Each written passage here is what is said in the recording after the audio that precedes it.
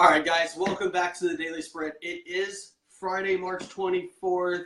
Thought I'd go with a little intro today, and we're actually a little bit late because I was busy editing maybe the worst song in history. Okay, I'm going to tweet this out real quick as I try to do, and then we will get the show on the road as I almost knocked the mic over. Okay. All right, few things to talk about today. It's Friday. It's gonna be a fun show. It's gonna be a good show. Let's just go ahead and kick this pig. West Virginia, they tried. They came close to knocking off Gonzaga. They had a chance there at the end. It didn't really work out.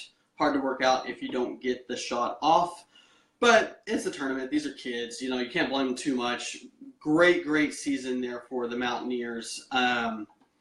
It's just rough because you look at the way the games unfolded yesterday, and West Virginia could be playing an 11 seed for a chance at the Final Four had things worked out a little bit differently. But as I said, great season for the Mountaineers. Got to be proud of them. Good job by them. Kansas, they won big over Purdue. 98-66, I believe, was the score.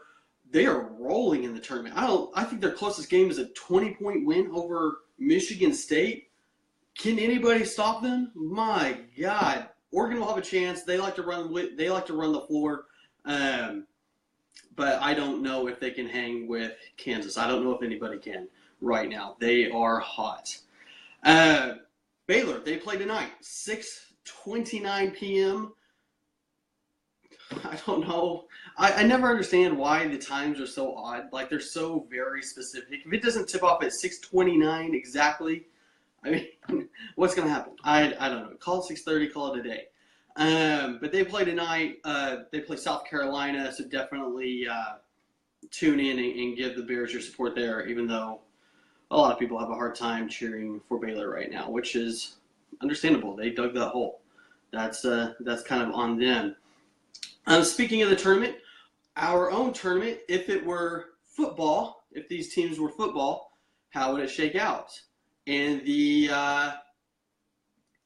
Sweet 16 dropped yesterday, and it is out. And surprisingly, there are 4 Big 12 teams that advanced to the Elite Eight, and we did not handpick these winners. I understand it kind of looks that way. We're a Big 12 blog. That's what we do, but we put these matchups into a computer that we don't have any control of, and Kansas is in the Elite Eight in football, along with I believe it's Baylor, West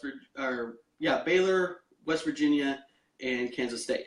But definitely go check that out. Some good matchups there. We're finally getting to some, great football matchups. So Michigan's still in it, Florida State's still in it. So some great games left to go. The Elite Eight will, of course, drop this weekend during the Elite Eight. That makes sense, right? Some scheduling news. We'll just move on here. Texas Tech. They're the latest team to schedule an FCS opponents. Yikes. And honestly, it's not, if you were to go out and schedule like North Dakota State or, someone of that caliber, someone that can play, who was it that knocked off Michigan? Appalachian State, right? Yeah, Appalachian State, App State. If you were to pick someone like that, I don't have a problem with that. I mean, especially when you look at how crazy the 9-game round-robin schedule is, plus the addition of another Power 5 opponent. I don't have a problem with that, especially when you have the SEC playing an FCS school in week 12 or 13. I mean, until that problem's fixed, everybody should just shut up about who the Big 12 schedule is, because there's absolutely no reason to play a team like that in week 12 or 13. If you don't have your crap together by then, or your stuff together, I gotta edit that out. If you don't have your stuff together by then there's nothing to gain from that game in the SEC when they play those games. There's just absolutely nothing to gain. It's ridiculous that they're even allowed to do that. But still, there's got to be a line somewhere, and Texas Tech is really flirting with that line. Was scheduling Abilene Christian, who apparently, before 2013, they've won all of, 6 games is the most wins they've gotten any year since 2013. And before that, they were NAIA. And, honestly, like, if I wasn't told by, let me give him credit because he did tell me they were NAIA because I couldn't even find them before. And I was like, what? Who is this? And, we've been talking about it on Twitter all today, but Tristan McGonigal and Austin McGonigal, they've been talking about it there on Twitter, and you'll see that. And they pointed out that, ACU was NAIA, which is basically the equivalent of between Division II, Division III in the NCAA. And so, that they weren't even in the NCAA. That's how removed they are. And now they're Division I, but in the FCS. So they made that jump, but they won 2 games last year in the FCS. Texas Tech might score 100. That's going to be a bad game. And everybody schedules them, and it's not a Texas Tech problem. I don't know what it is, but on one hand, these schools make their money by these games. So, like, this game alone, that when they play, will fund ACU's entire athletic budget. It allows them to go do other things, and there's something to be said for that because I don't think that should go away. But they're not even close to being competitive. And, this is going to be a bad game. And, I don't know. Do we care? Should we care? Should there be some sort of limit to, like, the gap that can be? I have no idea how you'd even police that. But what do you guys think? Let us know in the comments, and we'll maybe we'll do a post on it later, or another episode, or a special podcast on it. But let us know in the comments what you think. Should teams be able to schedule FCS opponents, or at the very least, terrible ones? And they're not, like I said, they're not the only ones. Iowa State is playing North Dakota. They scheduled, and not North Dakota State, not the good one. So Texas Tech, I'm not going to harp on Texas Tech. It's not a Texas Tech problem. They're just the latest guys to go out there and do it. Speaking of schedules, we have our early preview of the Oklahoma State Cowboys schedule. The Pokes are absolutely loaded at receiver. And, they have Patrick Mahomes, or not Patrick Mahomes, I got mixed up. Mason Rudolph, that's the guy. They have Mason Rudolph coming back. Justice Hill just came on fire last year, so he's back. And the Cowboys look to be pretty loaded. They do have some questions, offensive line, some secondary questions, but they look to be very, very good. And if they're going to have a special team, this is the year they want to do that. Their home schedule, they get TCU, Oklahoma, and Kansas State all at home.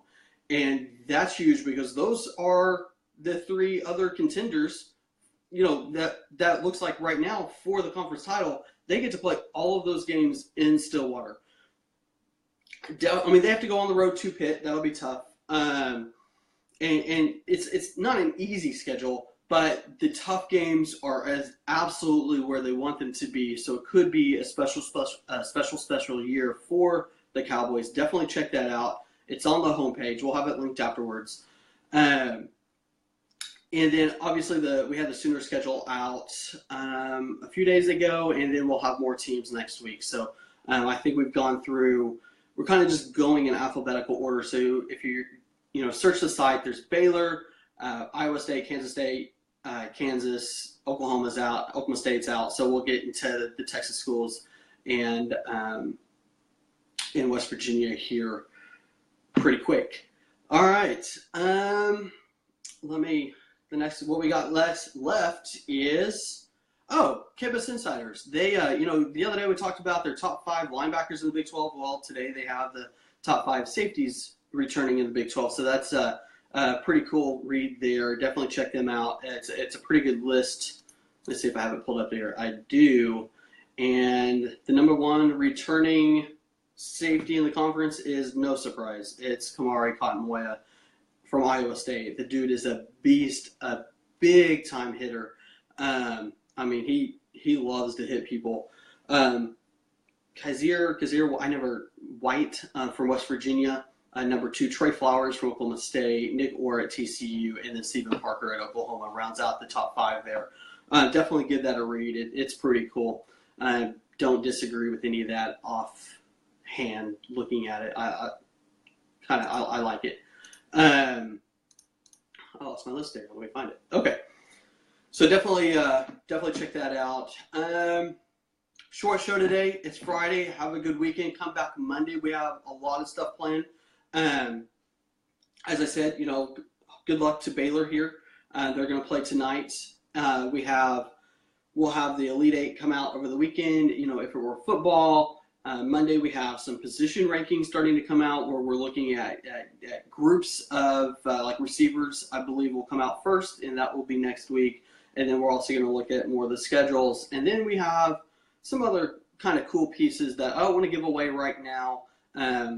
But they will definitely be out Monday, as it looks right now. I think they're ready.